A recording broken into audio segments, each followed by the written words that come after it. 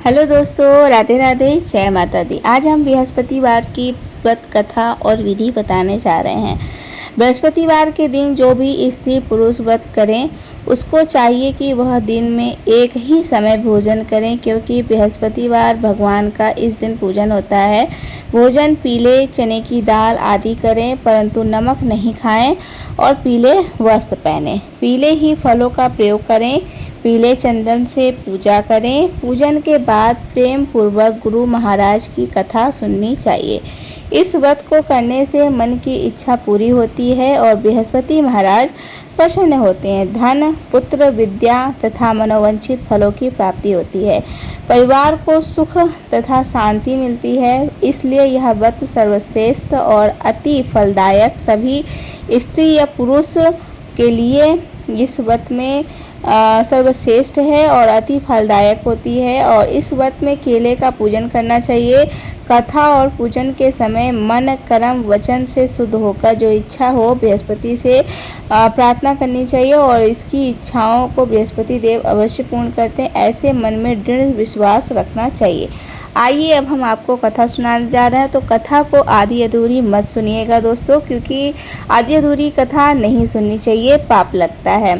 चलिए, एक समय की बात है। भारतवर्ष में एक राजा राज करता था। वह बड़ा ही प्रतापी और दानी था। वह नित्य प्रति मंदिर में दर्शन करने को जाता था तथा ब्राह्मण और गुरु की सेवा किया करता था। उसके दरवाजे से कोई भी निराश होकर नहीं लौटता था। वह प्रत्येक गुरुवार को व्रत रखता एवं पूजन करता था। हर एक दिन गरीबों को सहायता करता था, परंतु यह सब बातें उसकी रानी को अच्छी नहीं लगती थी। वह ना व्रत करती, ना ही किसी को एक पैसा दान में देती तथा राजा से भी दान करने को मना किया करती थी। एक समय की बात है कि राजा शिकार खेलने को वन में गए थे। घर में रानी और दासियां थीं। उस समय गुरु बृहस्पति देव एक साधु का रूप धारण कर राजा के दरवाजे पर भिक्षा मांगने आए तथा भिक्षा मांगी। तब रानी कहने लगी, हे साधु महाराज, मैं इस दान पुण्य से तंग आ गई हूँ। मेरे से तो घर का कार्य समाप्त नहीं होता।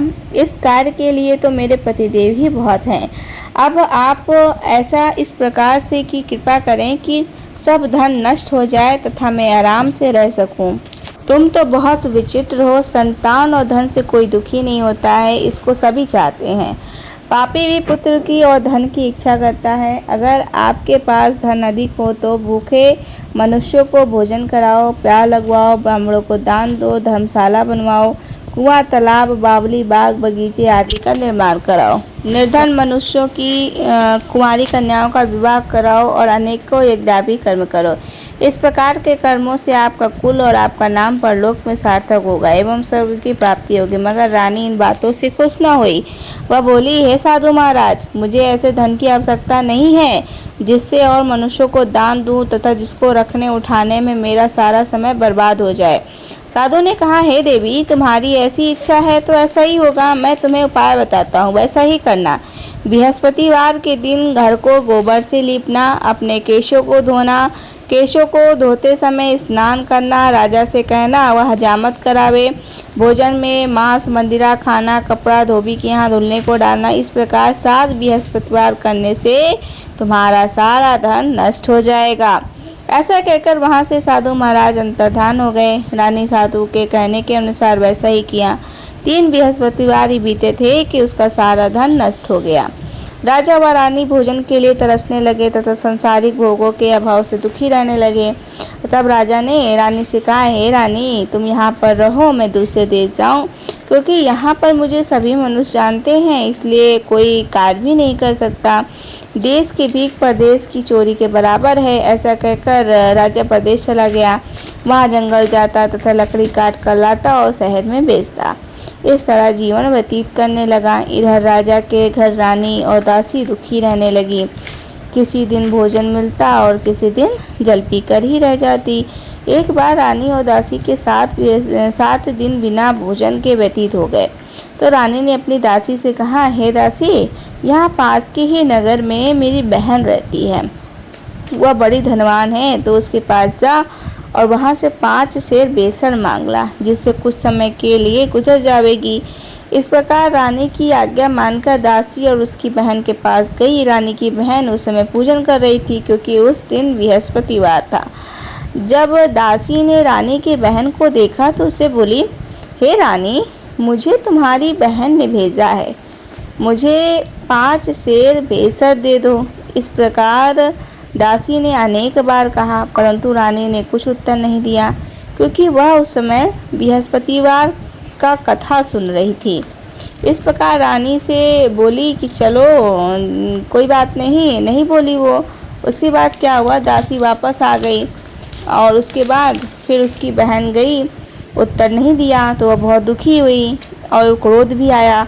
लौटकर रानी के पास आकर बोली, हे रानी, तुम्हारी बहन तो बड़ी धनी स्त्री है, वो छोटे मनुष्यों से बात भी नहीं करती। मैंने उनसे आपका संदेश तो कहा लेकिन कोई उत्तर नहीं दिया, मैं वापस चली आई। रानी बोली, हे दासी, इसमें उसका कोई दोष नहीं है।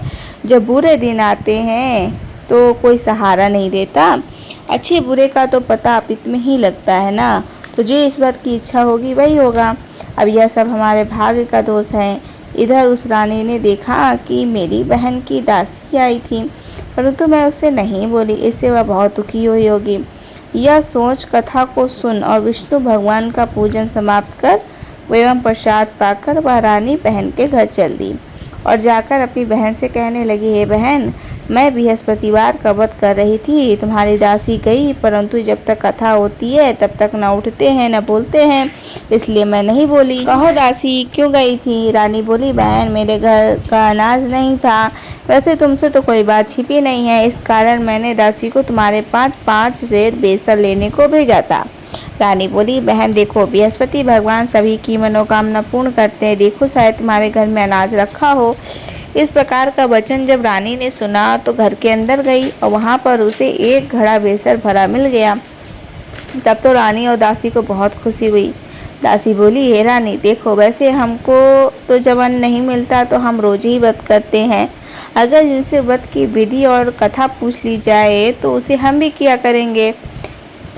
तब उस रानी ने अपनी बहन से पूछा, हे बहन, बृहस्पतिवार के व्रत की कथा कैसे है तथा यह व्रत कैसे करना चाहिए? रानी की बहन ने कहा, बृहस्पतिवार के व्रत में चने की दाल, मुनक्का से विष्णु भगवान के केले की जड़ में पूजन करो, दीपक जलाओ, पीला भोजन करें तथा कहानी सुने। इस प्रकार से गुरु भगवान प्रसन्न होते हैं, अन्य पुत्र धन देते हैं, मनोकामना पूर्ण करते हैं। इस प्रकार रानी और दासी दोनों ने यह निश्चय किया कि बृहस्पति भगवान का पूजन जरूर करेंगी।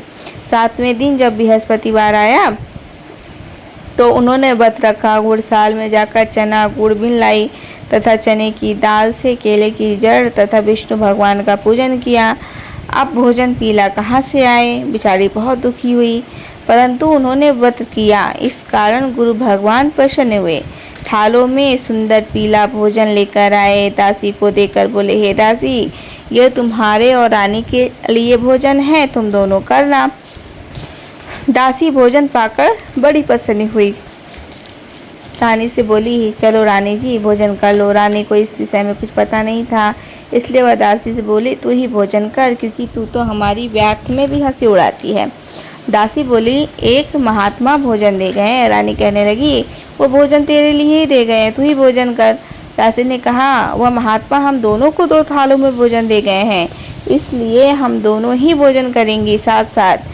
इस प्रकार रानी और दासी ने गुरु भगवान को नमस्कार कर भोजन प्रारंभ किया। अब वे प्रत्येक बृहस्पतिवार को भोजन विष्णु भगवान का पूजन करने लगी।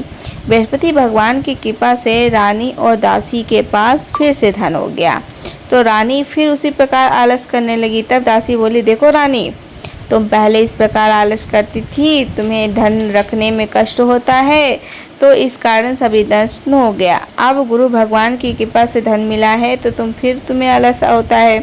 बड़ी मुसीबत के बाद हमने यह धन पाया है, इसलिए हमें दान पुण्य करना चाहिए भूखे मनुष्यों को भोजन कराओ, प्यार लगवाओ, ब्राह्मणों को दान दो, कुआं, तालाब, बावली आदि का निर्माण कराओ, मंदिर, पाठशाला बनवाकर दान दो, कुंवारी कन्याओं का विवाह कराओ।